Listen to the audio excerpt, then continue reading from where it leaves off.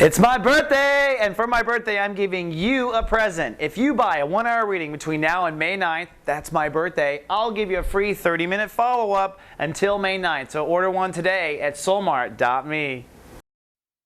Soul Garden.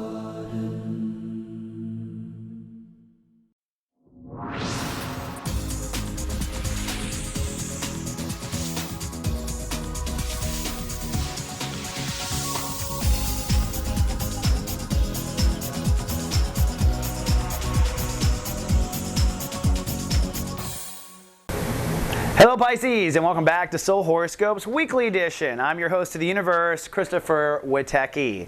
And if you haven't found us already, swim on down to the biggest koi pond on the internet for Pisces called soulgarden.me, where it's all about you.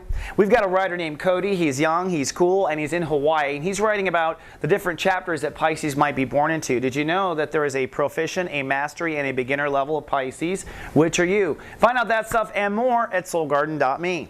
Now, the Pisces are swimming a lot right now. What is the big topic? Your mind. Getting your mind to swim along the current you want to. Right? Our intellectual state of awareness, known as our mind, is a big part of the central nervous system of living in reality. Everything from every state of awareness goes through your mind. Therefore, your mind has the potential to take you to great places or limit you down into nothing. And as we move into this week, you will be removing the final pieces that get in the way of good thinking and beginning to open up your new quantum direction of thinking, your new open mind, starting really, frankly, on Monday. On Monday, it is just that. It's about holding space for the right attitude, and it's about healing the mind of the wrong thoughts. So when I'm recommending everyone who is a Pisces and watches my show, or if you're watched over by the Garden Agency, I'll be saying watch your thoughts on Monday. Your thoughts on Monday are setting the precedent for the next 10 days. Your attitude, from even bigger perspective, is setting precedent for the next 10 days. What's the challenge for Pisces on Monday? Probably your emotions in Leo, making everything very hyper-aware, making you feel every bump in the road, giving you an excuse to run along the wrong path in your mind if you don't watch your thoughts. So that's probably the only danger. One last thing I want to bring up too is this soul pyramid, which will break apart at the end of the week and take a little break and then come back up again. But it is putting its final completion. This is a coordination of your soul's growth. As your mind opens, represented here by the Sun and Jupiter, you're going to see your entire relationship perspective move forward. Not literally just yet this week, mostly in your mind, but move forward. And what that does is gently coast you out of one social awareness into a new social awareness. In other words, you are shifting what group you hang out with. You are shifting where you live on the earth. You're shifting your community. You're shifting your digital community. You're coming down to soulgarden.me and making new friends. This whole coordinated effort is as the mind opens, relationships move forward, and you find yourself of a new sphere of influence, as I like to say here in the garden. Then on Tuesday, another two-part day. We're having two-part days right now because of the way the earth is tilted, but we have one ruling planet for half the day, and we have another ruling planet for the other half the day. If you're watched over by GA, either in Europe or the United States, that's one good thing about it. I'm telling you where you are in your region. But on Tuesday, we really continue healing in the morning. So the morning will be a healing Chiron-based day. So you're healing your thoughts, you're healing your attitude, you may be healing where you had an argument with someone. This might be playing out in a warfare with blogs or something. Who knows? And then by the end of the day, Jupiter rules the day, and so everything is opening up and expanding. So opening your mind, opening up a book, opening up all sorts of options to what you could or couldn't do. That's really what Tuesday is about. It's a very positive day on Tuesday. On Wednesday, the clouds come and Uranus rules the day. That's partly cloudy with a chance of showers for you.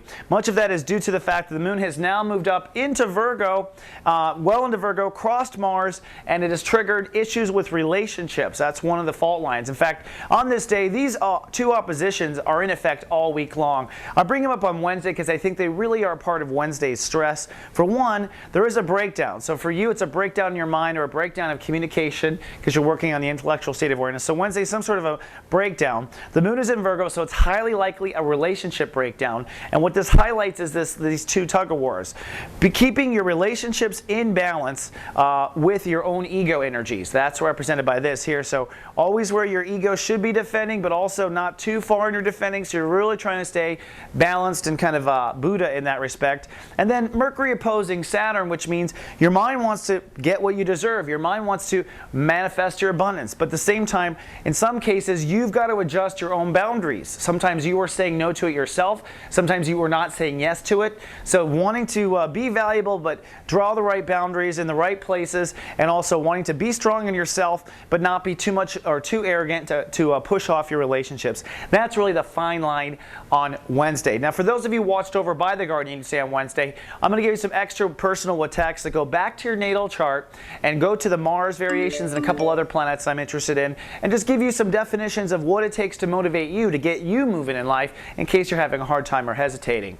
Then on Thursday, things are a little cloudy. It is a breakthrough day. Mercury rules the day. And so whatever your mind went wrong or whatever the conversation went wrong, whatever your Uranus did, you will see what it was about. There's a breakthrough day. Mercury rules the day, so we're going to get clarity. We're going to get breakthrough. The moon is now gone up to Libra. So on Thursday, you are cloudy. You are private. You are rather guarded. Perhaps you're feeling a little vulnerable. Now, if you need a little help, don't forget, on Thursdays and on Tuesdays and Thursdays, down on the mothership, we have office hours. It goes live at 11 a.m. Pacific or 2 p.m. Eastern, 7 p.m. London. Come on down. Our Soulmart practitioners are on webcam, and they're there to help and answer questions for you, as well as meeting some of us in the chat rooms.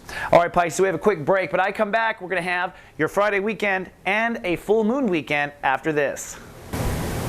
Welcome back, Pisces, and now we're on to your favorite day, Friday. Thank goodness it's Friday. The weekend will be a very nice weekend, I have to say. We're really going to begin to feel spring. I think you can have that vibe. Friday is part of it. Venus rules the day on Friday, so it's a day of restoring balance and order. That's nice. So whenever Venus comes onto the planet, it just means that giving and receiving is a lot easier. People finally give in and give, or finally give in and take, and you begin to restore peace and beauty. Venus days are always very nice, usually weather-wise. I've just found that as a strange thing. But the moon in Libra also helps. I mean, Libra and Venus are basically the same vibration. So emotions themselves are encaptured or taken prisoner by Venus. And the only real difficult part of the day, if there is one, is coming to some emotional truths. This green circle I've circled around the moon crossing Saturn, that is really a moment where you're going to have to take responsibility for one of these boundaries. So if you realize on Thursday that you have to move a boundary, you probably go through the emotional truth of that on Friday. But then Saturday, it's a full moon. We are at our full moon already in the transit of Taurus. My goodness, things are moving quickly. Remember, a full moon is beautiful in the sky, but it's a wolf in sheep's clothing. It is tearing us down. That's because we're having a tug-of-war between our emotions and our capital awareness on the other side. Now, the only good thing about this is the full moon will happen under a Neptune rulership, so this will be kind of a Piscean sort of full moon. In that sense, the full moon is guided by the synergy energy of God consciousness. Putting it simply, God is taking over this one. That's good. So if things happen, I guess they were meant to be. On the one hand, you are holding just intuitive, open mind space. What you were manifesting is a clear mind, a clear intellect, and perhaps you want to be a messenger like myself or an author or something like that. That would be another condition that you'd be light casting with your mind, right? But at the same time, you know, for you to get there, you're going to be very swelled with passion about what you believe. The moon in Scorpio is making you incredibly passionate about beliefs, your life's purpose. So if anything, this might turn into a very passionate, get off your astro and do something motivation weekend for you, especially at that full moon. And what it may take is changing your mind. The thing that might be in the way is your mind. It might be your thoughts. Your thoughts might be doubting. And you have to ask yourself on this full moon, are your thoughts following what you believe? Does your mind play according to what you believe in life? Or are your thoughts being anti to your beliefs? If that's the case, your thoughts are the problem. Now on Sunday, we wrap it up and tie just a perfect bow on this. The universe couldn't have written this any better. It starts off in the day still very Neptune. It's a very church-like energy on Sunday, so kind of atypical there. By the afternoon, Saturn will click into play as the ruling planet on Earth, giving us the ability to make some key decisions.